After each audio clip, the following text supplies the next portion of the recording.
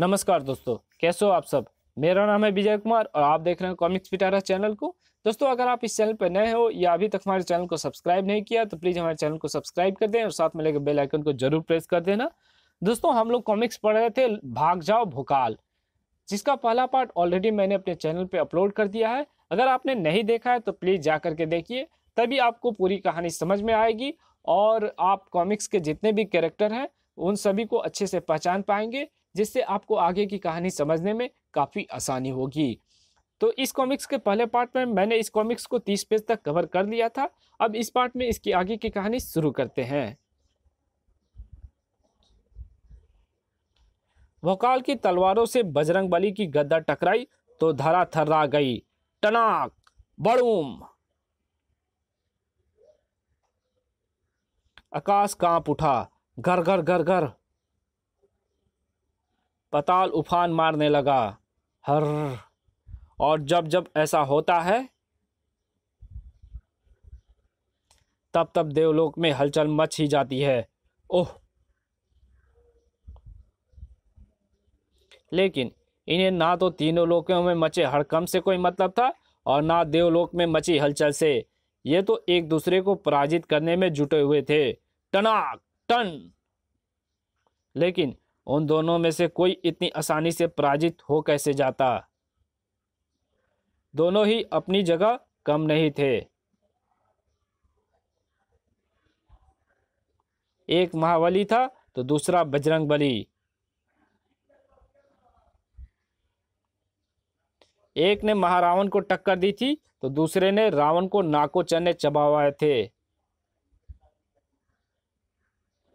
एक भगवान श्री राम का भक्त था तो दूसरा पुण्यात्मा महागुरु भोकाल का शिष्य।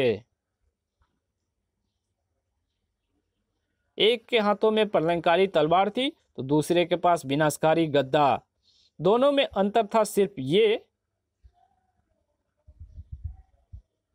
एक साधारण परा था तो दूसरा देव। बस यही अंतर इस टकराव में महत्वपूर्ण भूमिका निभा रहा था और यही अंतर इस टकराव के निर्णायक क्षण को ले आया था। टनाक, अब यह टकराव समाप्त होने जा रहा था और साथ ही समाप्त होने जा रहा था भोकाल का जीवन। बस देरी थी तो सिर्फ भोकाल की अंतिम चीख गूंजने की। लेकिन भोकाल की अंतिम चीख गूंजने से पहले ही गूंजी वो आवाज, ठहरो वीर हनुमान, जिसे सुनकर जड़ ही हो गए हनुमान। होते भी क्यों ना, वो आवाज उनके इष्ट देव की जो थी। प्रभु आप। हाँ अंजनी पुत्र, हमें स्वयं आना पड़ा तुम्हारे क्रोध को शांत करने और तुम्हें ये समझाने के लिए कि हम देवों को सृष्टि के कार्यकलापों में हस्तक्षेप करने का कोई अधिकार नहीं है। ऐसा करके हम सृष्टि के नियमों का उल्लंघन कर रहे हैं। परंतु प्रभु, ये धर्म का नाश करने पर तुला है और ऐसा करना पाप है।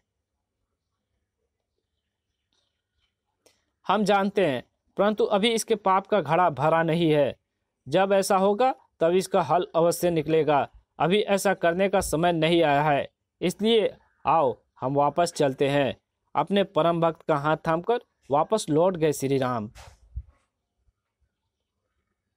इसी के साथ भोकाल ने वो गगनभेदी ठहाका लगाया। हा हा हा हा हा हा। देखो देखो संसार वालों, जिस इस देव की तुम पूजा करते हो वह स्वयं भोकाल के प्रकोप से वापस लौट गए। अब तुम भी वापस लौट जाओ, नहीं तो धर्म के साथ साथ तुम्हारा भी नाश हो जाएगा। हा हा हा हा हा हा। चिम, भागो बचो, भागो, महाबली भोकाल आ गया। महाबली मत बोल, पापी बोल, पापी भोकाल। हाँ, भोकाल पापी और नास्तिक हो गया है और यही चाहता था मैं। अब तो मुझे प्रतीक्षा है मात्र इस क्षण की, जब कोई देवता लोगों की पुकार सुनकर भोकाल को समाप्त करने आ पहुंचेगा। आएगा, वो क्षण भी आएगा, लेकिन मैं उस क्षण को शीघ्र अतिशीघ्र लाना चाहता हूँ। इसलिए मुझे थोड़ा परिश्रम करना होगा, अपनी अद्भुत शक्तियों का चमत्कार दिखाना होगा। उसके हाथ तेजी से विशेष मुद्रा में घूमने लगे। जल्दी उसकी आंखें हीरो की भांति चमक रही थी। ओह, मुझे स्वयं विश्वास नहीं हो रहा है कि मैंने भोकाल को मृत्यु देने के लिए ऐसी शक्ति का प्रबंध कर दिया है जिसके प्रकोप से भोकाल नहीं बच सकता, कदापि नहीं बच सकता। हा हा हा हा हा हा हा। इस समय तो विकासनगर वासी भोकाल के प्रकोप से बचने के प्रयास में थे। तुमने मेरे आदेश के विरुद्ध पूजा करने का अपराध किया है, तुम सबको इसका भरपूर दंड मिलेगा। आह, बचाओ! इससे बचना है तो भागो, नहीं तो यह पापी हमें समाप्त कर देगा। तभी विकासनगर वासियों पर एक और मुसीबत टूट पड़ी। इस तरफ भागकर भी नहीं बचोगे, क्योंकि उधर से परलोका इसी तरफ आ रहा है। परलोका? वो शैतान फिर से जीवित हो गया?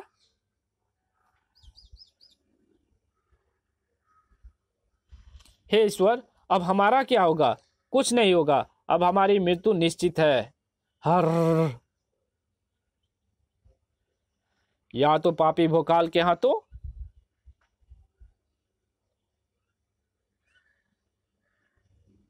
या फिर परलोका के हाथों।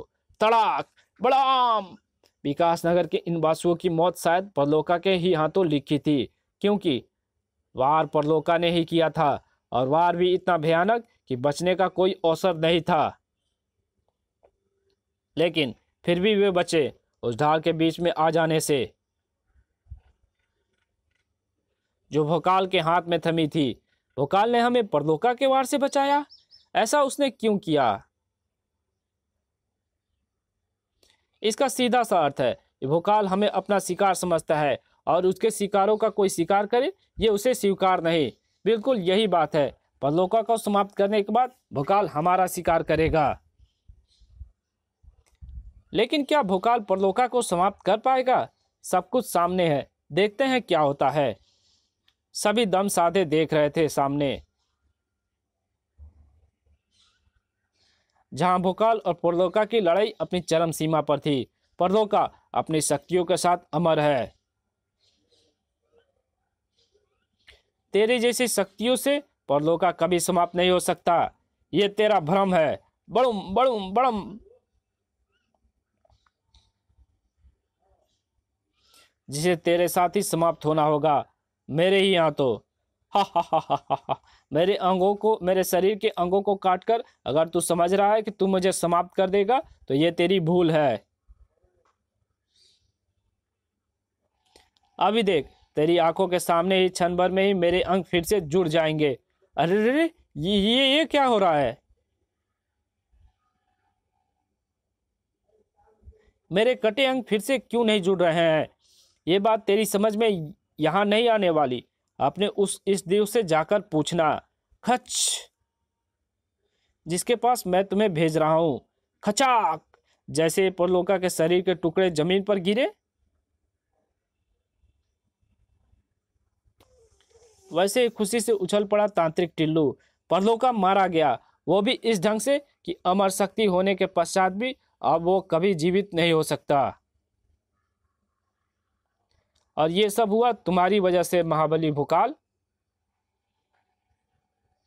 ओह भोकाल! आह! ये भोकाल को तिनके की तरफ उछाल देने वाला प्रहार किसने किया? भोकाल पर वार करने वाले को देखकर तांत्रिक टिल्लू ही नहीं, वहां खड़ा हर व्यक्ति हक्का बक्का रह गया, क्योंकि उनके सामने खड़े थे साक्षात भोलेनाथ। इस अधर्मी के पाप ने हमें विवश कर दिया कि हम यहां पहुंचे।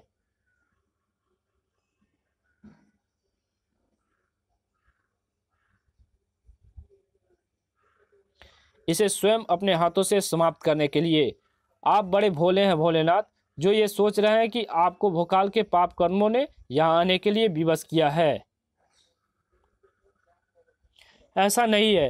वास्तविकता यह है कि आपको मेरी अद्भुत शक्तियों ने यहाँ आने के लिए विवश किया है, क्योंकि मैंने अपनी इन्हीं शक्तियों की मदद से इसका प्रबंध किया है कि भोकाल आपके हाथों से ही समाप्त होगा, और अभी होगा। भोकाल बचने के प्रयास में था। ओह, तो तू हमारी शक्तियों का सामना करना चाहता है?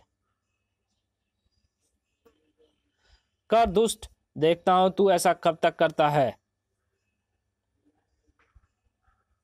तांत्रिक टिल्लू चिल्ला उठा। वो आपकी शक्तियों का सामना नहीं कर रहा है, अपितु अपना बचाव कर रहा है। रुक जाइए भगवान, ये अनर्थ मत कीजिए।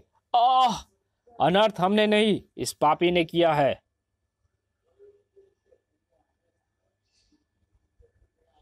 हम तो इसे समाप्त करके इस अनर्थ को समाप्त कर रहे हैं। भोकाल का क्रोध अपनी चरम सीमा पर है। अब क्या करूं, मैं क्या करूं? किसी के पास करने के लिए कुछ नहीं था, ना तांत्रिक टिल्लू के पास और ना भोकाल के पास। करने के लिए जो कुछ था वो भगवान शिव के पास ही था, और भगवान शिव जो कर रहे थे उससे तीनों लोग नहीं बच सकते थे।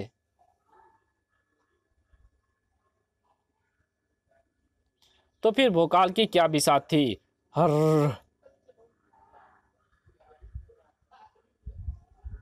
और तब आह! सदियों पहले हमने संसार को बचाने के लिए समुद्र मंथन से निकला हलाल विष पिया था। आज हम संसार को बचाने के लिए उस विष को उगलेंगे।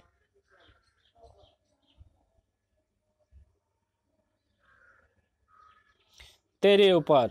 नीलकंठ के कंठ से निकली विष की वो मोटी धार जैसे ही भोकाल के शरीर पर पड़ी,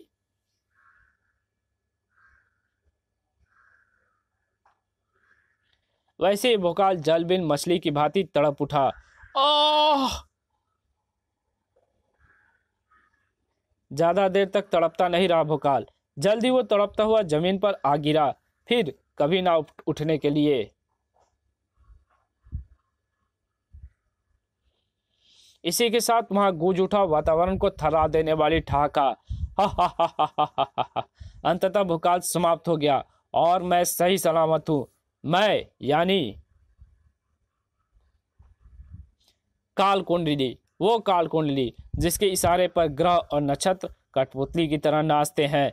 किसी की भी मृत्यु लिखना जिसके बाएं हाथ का खेल है। लेकिन मैं आज तक भोकाल को अपने इशारे पर इसलिए नहीं नचा पा रहा था, उसके भाग्य में मृत्यु योग इसलिए नहीं लिख पा रहा था क्योंकि यमराज ने स्वयं भोकाल की मृत्यु के साथ मेरी मृत्यु का योग भी लिख दिया था। अपनी विद्या के लाख प्रयोग के पश्चात भी मैं यमराज के द्वारा भोकाल की मृत्यु के साथ मेरी मृत्यु के बंधन को नहीं तोड़ पाया।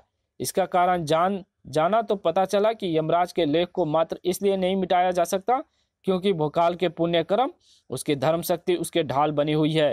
अगर वो ढाल टूट जाए तो उसकी जीवन की डोर को भी तोड़ा जा सकता है। मैं उस ढाल को तोड़ने का प्रयत्न करने में जुट गया। शीघ्र ही इस निर्णय पर पहुंचा कि भोकाल के पुण्य कर्म और धर्म शक्ति को नष्ट करने का एक ही उपाय है, भोकाल को पापी और अधर्मी बना देना।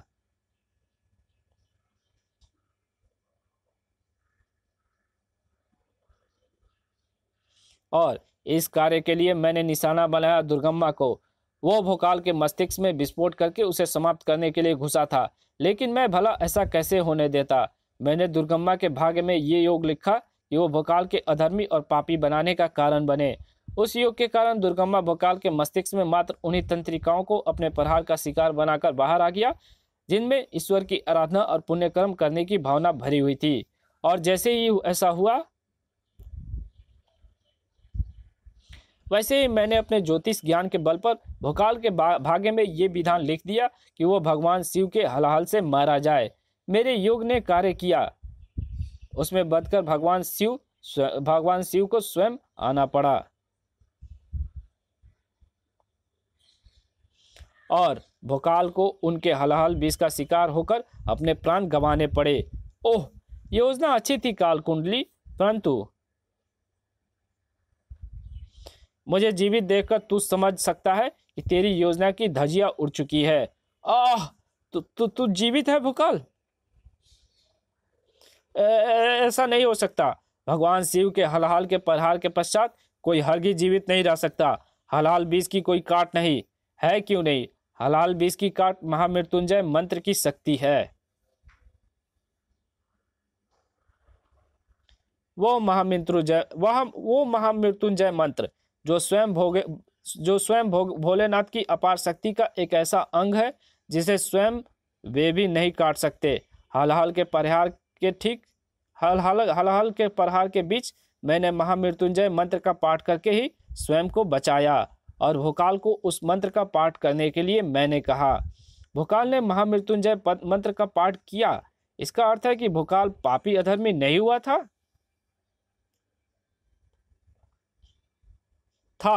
तब तक था जब तक परलोका को मैंने समाप्त नहीं कर दिया, और तब तक मैं इसलिए पापी था क्योंकि परलोका को अमरता का वरदान देते हुए ब्रह्मा ने कहा था कि उसे तब तक कोई पुण्य शक्ति नहीं मार सकती जब तक वो स्वयं को अपनी इच्छा से पापी और अधर्मी नहीं बना लेती, और देवता या मनुष्य में कोई ऐसा कदापि नहीं कर सकता। इसलिए मानवता को बचाने के लिए मुझे ऐसा करना पड़ा। मानवता की रक्षा के लिए जब भोकाल ने मेरे समक्ष पापी और अधर्मी बनने का प्रस्ताव रखा तो मैं दंग रह गया।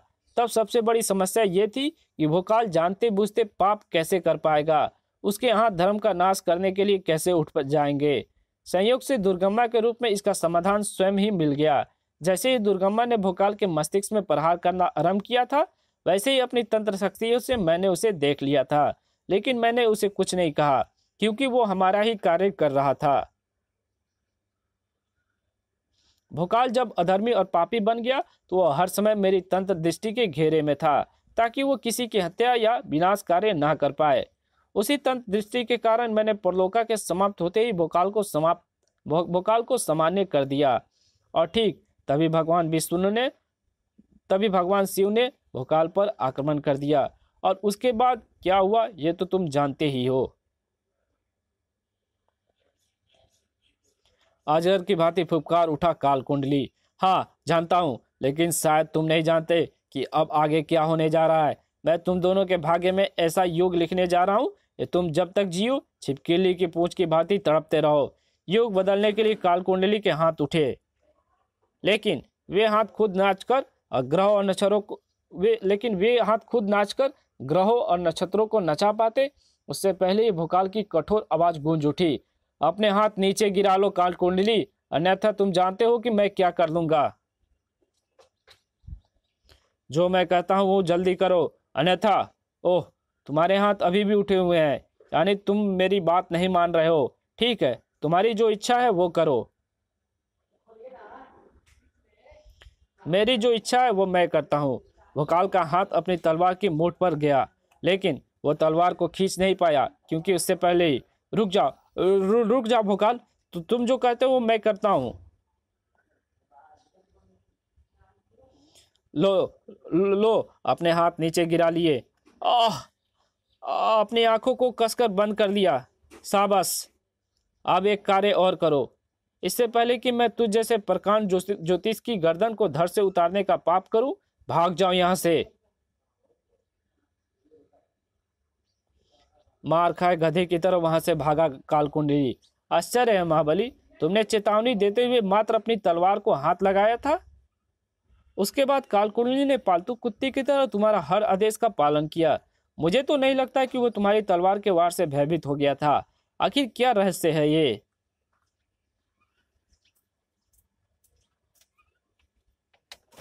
उत्तर देते हुए भोकाल के अधरों पर मुस्कान खिल गई। कालकुंडली इसलिए भयभीत नहीं हो गया कि मैं अपनी तलवार का वार उस पर कर दूंगा, बल्कि इसलिए भयभीत हो गया कि कहीं मैं अपनी तलवार का वार स्वयं पर करके स्वयं को समाप्त न कर दूं। मैं ऐसा कर लेता तो मेरे साथ वो भी समाप्त हो जाता ना। हा हा हा हा हा। ये भी खूब रही। इसी के साथ ये कॉमिक्स यहीं पे समाप्त होती है।